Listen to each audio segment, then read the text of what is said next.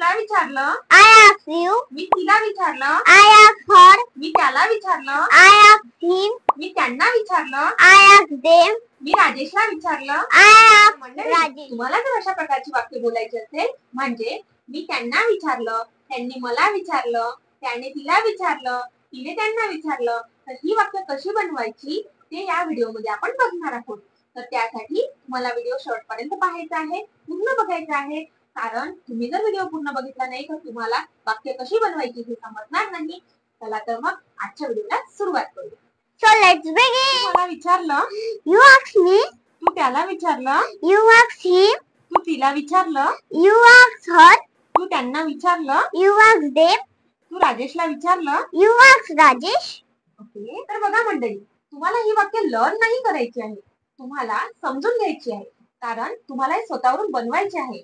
तर कशा प्रकारे समजून घ्यायचं तर बघा, आपल्या वाक्याचा सिक्वेन्स असतो सब्जेक्ट, व्हर्ब आणि ऑब्जेक्ट, म्हणजे कर्ता, क्रियापद आणि कर्म.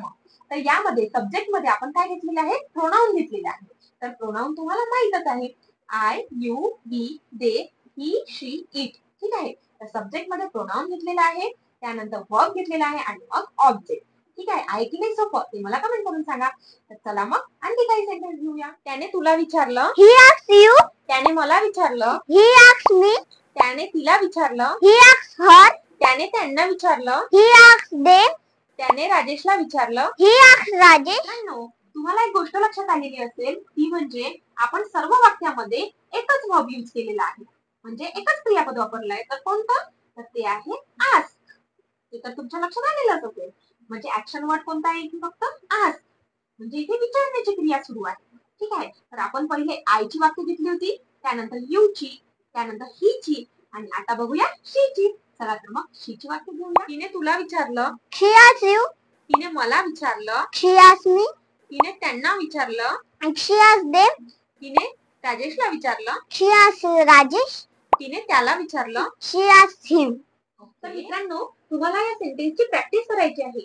त्यासाठी तुम्हाला व्हिडिओला वारंवार बघायचे आहे. हवं तर तुम्ही नोट सुद्धा करू शकता. नोट केल्यानंतर काय होईल, तुम्ही वारंवार ते रीड करू शकाल, म्हणजे तुमची प्रॅक्टिस होईल.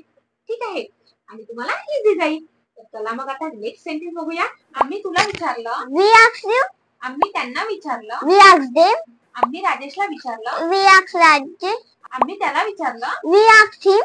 आम्ही तिला विचारलं. We asked आता her. बघूया देचे सेंटेन्स. त्यांनी तुला विचारलं, They asked you. त्यांनी मला विचारलं, They asked me. त्यांनी त्याला विचारलं, They asked him. त्यांनी तिला विचारलं, They asked her. त्यांनी राजेशला विचारलं. They asked Rajesh. तर आता आपण सानिकाचे सेंटेन्स घेणार आहोत. म्हणजे सानिका काय आहे, नाऊन आहे. म्हणजे आपण आता कर्त्यामध्ये नाऊन घेणार आहोत. ठीक आहे, चला तर मग सानिकाने मला विचारलं, Sanika asked me. सानिकाने तुला विचारलं, Sanika asked you. सानिकाने त्याला विचारलं, Sanika asked him.